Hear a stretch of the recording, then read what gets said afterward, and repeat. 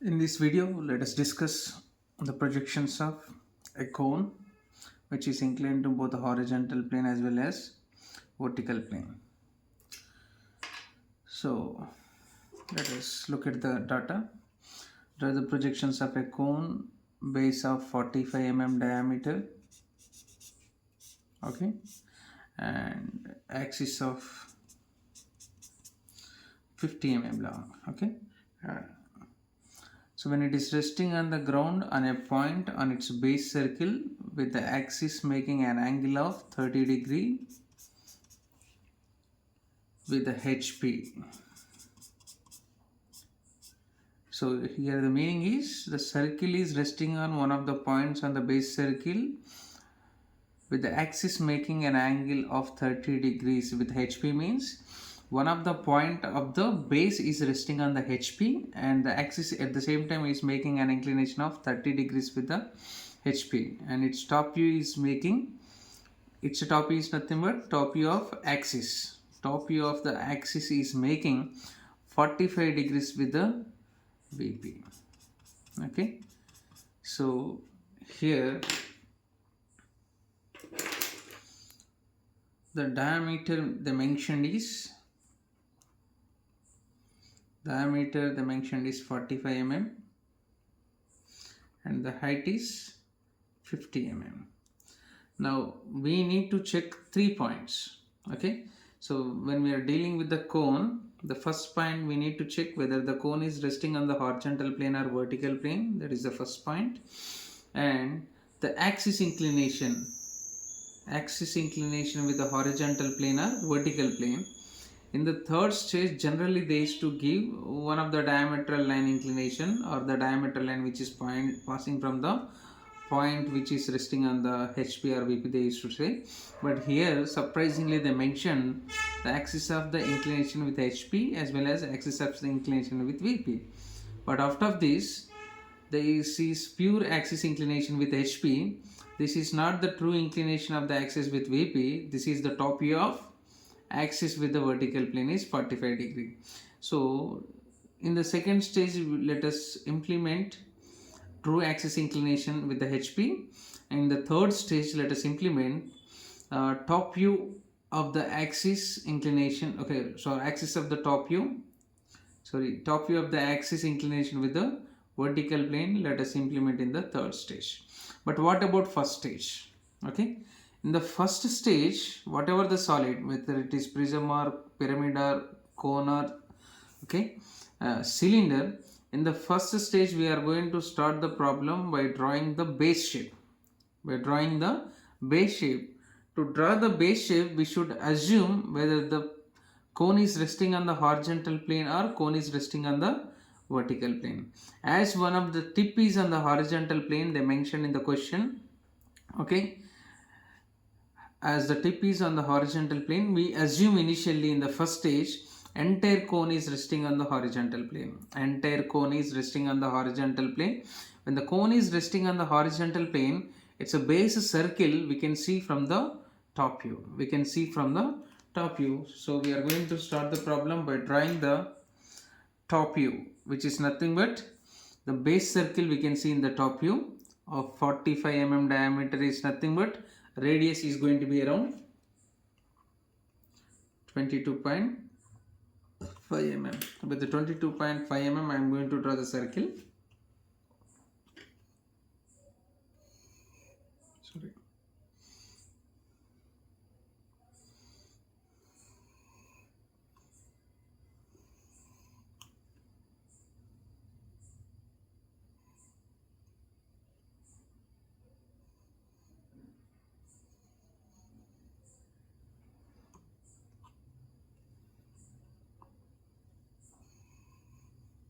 Okay, after drawing the circle,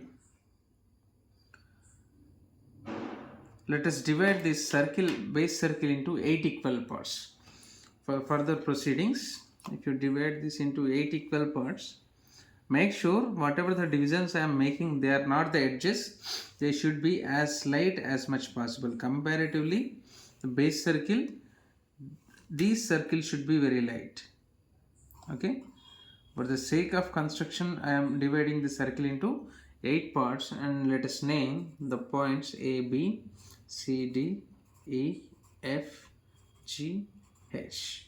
And at this point, at the base we have O1, at the apex we have O2.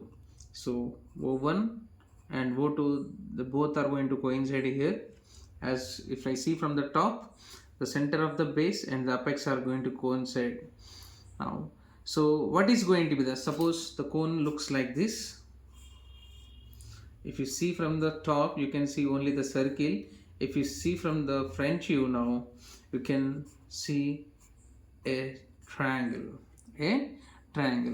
What is going to be the height of the triangle? Height of the triangle is going to be the height of the cone. And what is going to be the width of the cone? So what is going to be the width of the triangle? Whatever the existing top view width is there, with the same width I have to draw the triangle. Okay, whether it is pyramid or cone. So once if the one view is either base shape and the alternate view is going to be the triangle, where the triangle height is going to be the pyramid or cone height, and the width of the triangle is going to be the width of the existing top view. Okay, so with the existing top view width and the height of the cone, we are going to draw a triangle. Here the width is taken from here.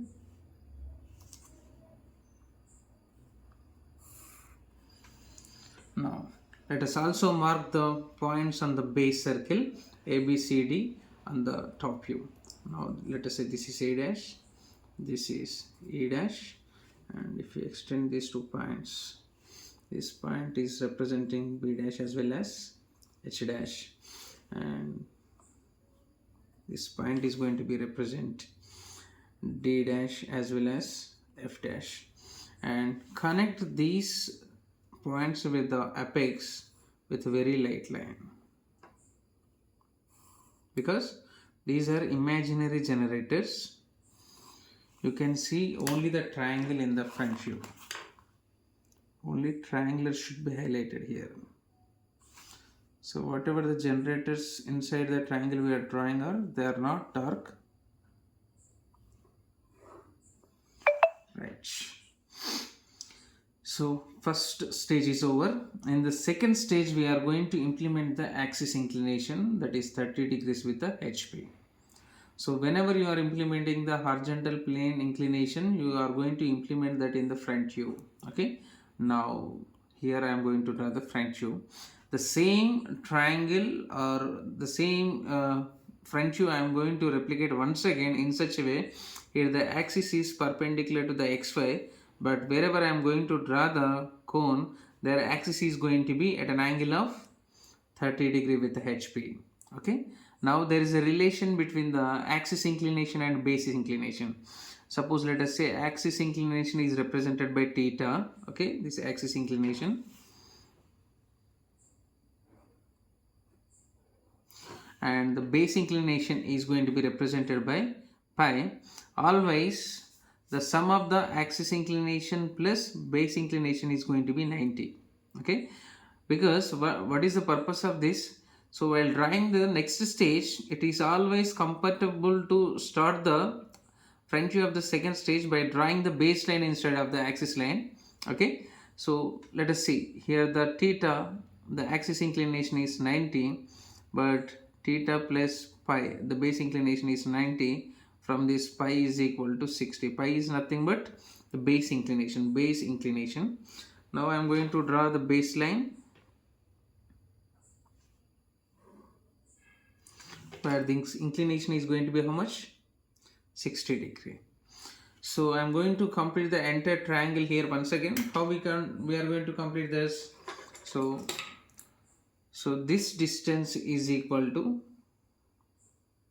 this distance here. Now we are going to mark the apex. The distance of the apex from the left side and right side corner is same. From here I am going to draw one arc. From here also I am going to draw one more arc wherever they are coinciding. This is my point O2 dash. Now I'm going to join them.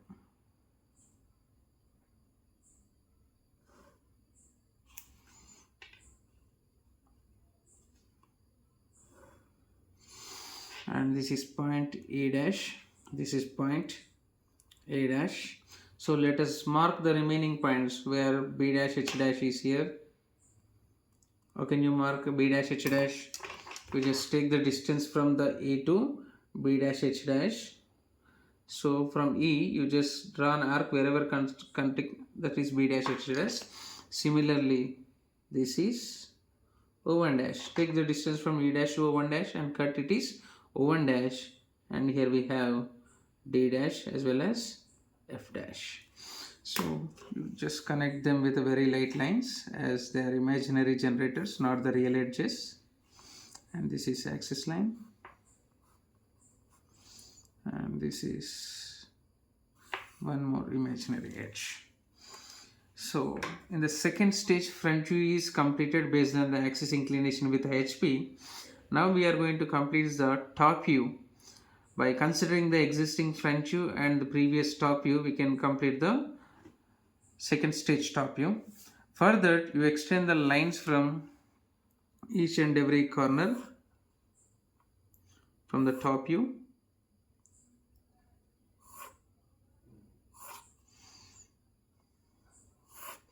Similarly, you can draw the lines from this existing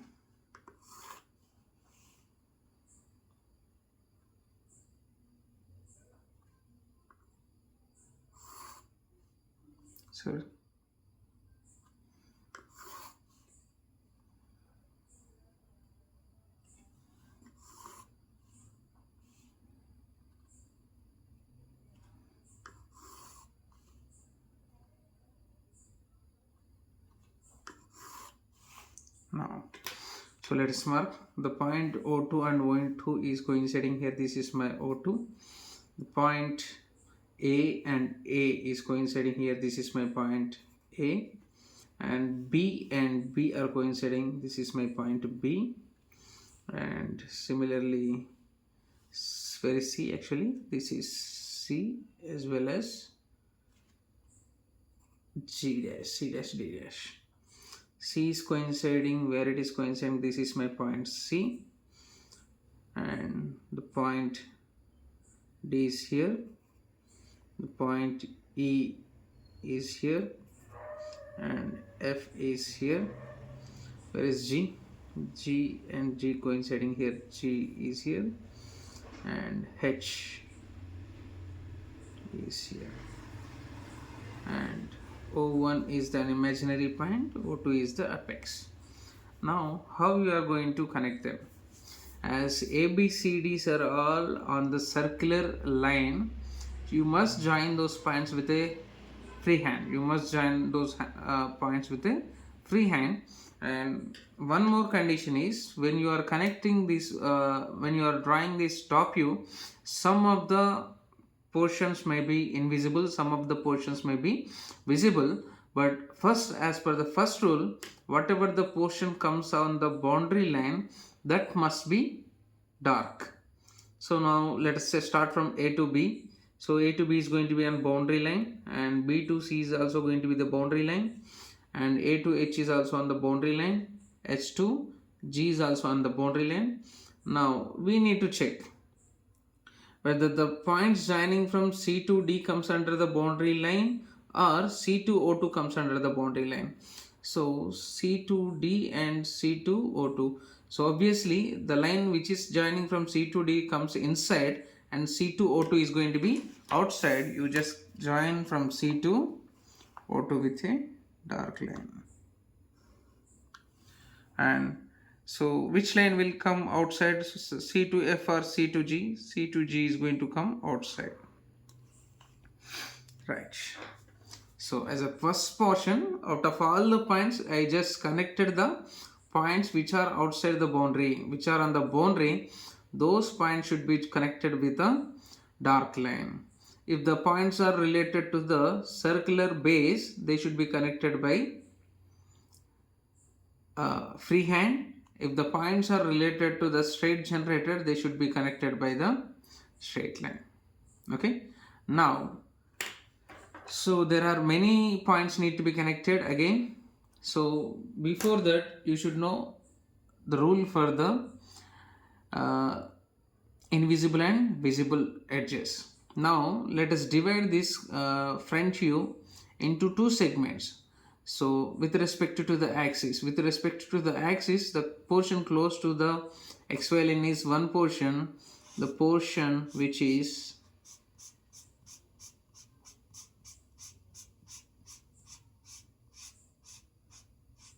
right, the portion which is away from the xy line, so the portion which is away from the xy line with respect to the axis comes under a different portion.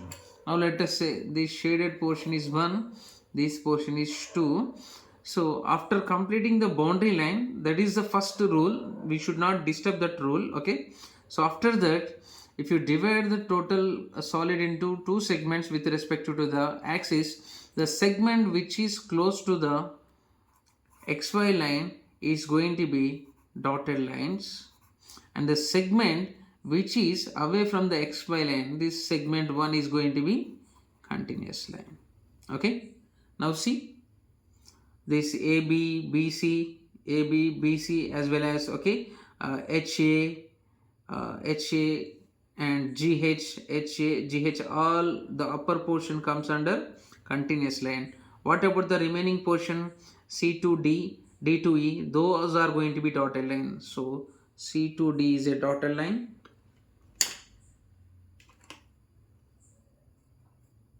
and C to D is a dotted line. Then D to E is also a dotted line, but they must be connected with friend. E to F is also a dotted line, and F to G, here it is G, F to G is also a dotted line. Okay, now if you want to connect the generators AO2, BO2, HO2, they are going to be visible lines. Okay, but even though visible lines, as per the rules, they are not the real edges. You just make sure while connecting them, you have to understand they are continuous lines, but they should be thin. So let us say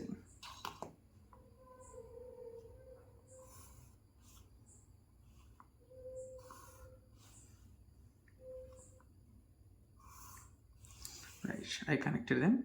Now what about the generators E2, O2 and DO2, FO2? They are in the segment which is close to the XY in out of two halves. They should be made of dotted lines. So from D to O2 should be a dotted line, and E2, O2 should be dotted line, but this E2, O2 is coinciding with AO2, so anyway it is going to appear as a dark line. And from this portion it is going to be one more dotted line. Right, the second stage is completed. Now we have to move on to the third stage. So in the third stage, we have to implement the axis inclination with the vertical plane. The top view of axis inclination with the vertical plane is 45 degrees. Nothing but you just draw a line which is at an inclination of, here the inclination is 45 degree. With the help of protractor, you measure and draw a 45 degree line. And what should be there on this 45 degree line? Axis line. So let us mark somewhere. O1 to O2 is our axis line. Let us say this is our O1 and this is my O2. How to connect them, O1 and O2? Suppose if you point O1 somewhere and randomly O1 is fixed, then take the distance from O1 to O2. From O1 you just draw an arc so that you can locate the O2. Okay, now just draw one more line which is perpendicular to this. Right, so this B and C are located, sorry, B and D are located at certain distance from the O1, you just mark this line. Okay, so on the left side as well as on the right side, and this C is at certain distance from O1. You mark on the left as well as right. So A and E are on the same line of axis line. So now let us mark, let us draw few lines. This one more line. Now you tell me, this is point C, this is point G. O1 C, O1 G. Then on this line we have B and D. Now take the distance from O2 to B. Just draw an arc from O to this line and O to this line. From here to O to B, from here to here it is O to H.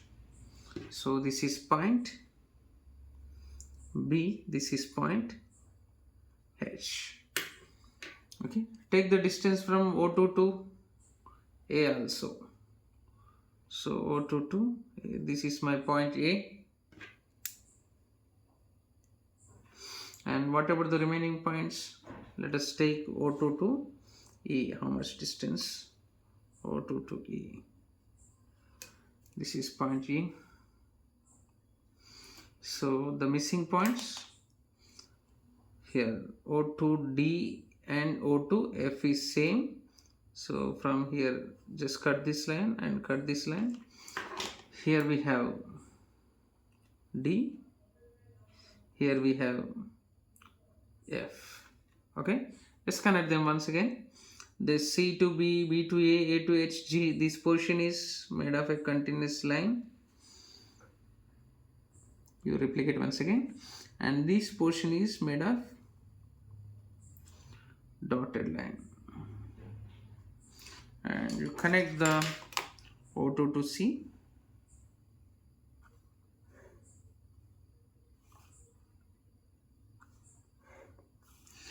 So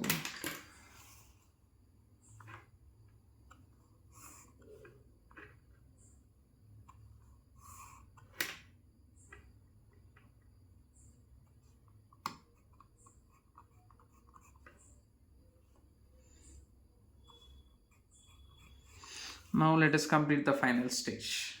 The final stage is nothing but the missing stage, the third stage, front view.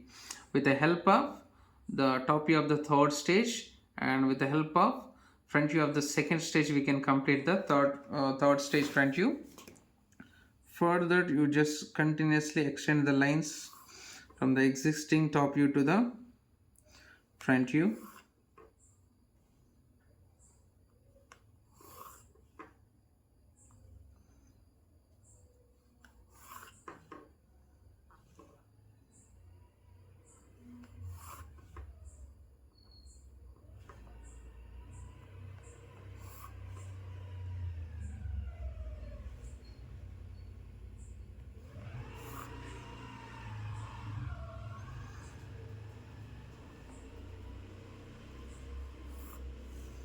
Slightly outside, and then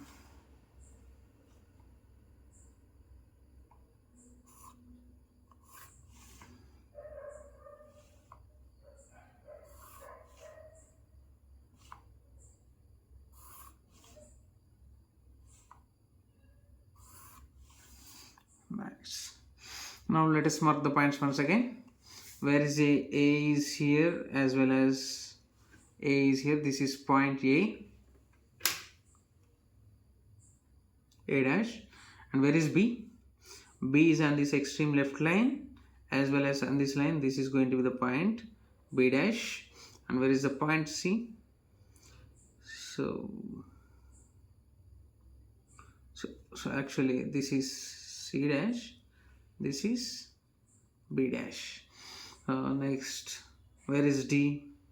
D is on this line and coinciding with this, this is T dash, and where G is on this line coinciding with this E dash. F is on the left line in out of these two, and where is F? Here it is going to be F dash, and G is on the extreme right, so this point is going to be G dash, and H dash out of these two, the H dash is here, H dash. So that's it. All A, B, C, D, E, F, G, H are located. Now we should also locate the apex O2, and where it is O2 here, this point is going to be O2. Okay, so number of base points and O2 is there. Let us also mark O1. This is point O1. O1 is an imaginary point, we should not worry about that. Now we should connect all these points in such a way the points which are on the boundary should be connected by dark. Now see, so A to B will come on the boundary, nothing will come in between. Okay, and B to C also comes under the boundary, and C to D also comes under the boundary, and D to E also comes under the boundary. Okay, and E to F also comes under the boundary, and now from F to G I can connect, F to O2 I connect. Which will come outside? So obviously F to O2 will come outside. Okay, now O2 to H I can connect, O2 to A connect. Which will come outside? O2 to A will come outside. So right, this portion is over. Okay, now so we need to connect the remaining portion. What are they? So F to G, G to H, H to A. So here also you can divide this top view into two segments. So don't use the highlighter in the exam. Now this is the second portion.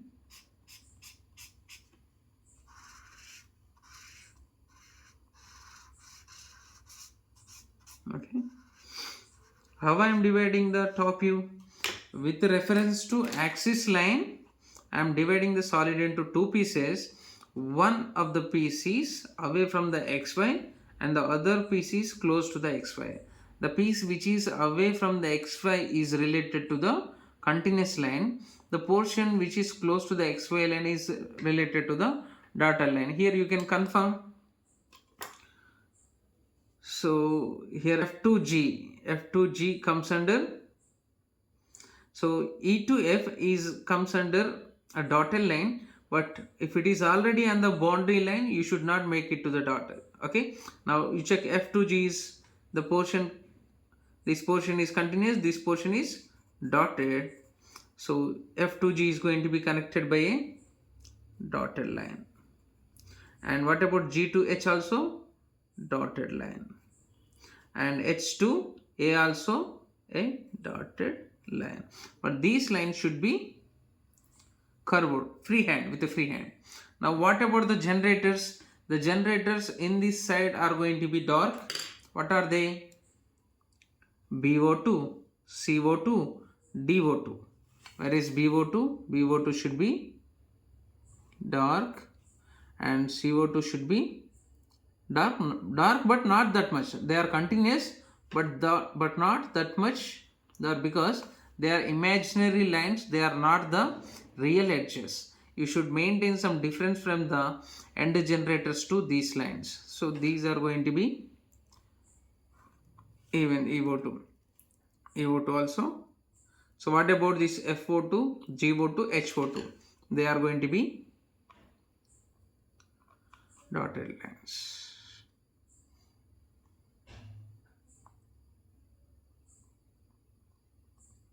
Okay, that's it. So with this, the problem is completed, and at the end you don't forget to give the minimum dimensions. So what is the height? You just maintain some gap, actually you don't draw as close this much. So this is 50, and you can draw somewhere just like this, and it is not a regular edge as it is a diameter line. You mention the symbol pi 45. Okay, so with this problem is solved.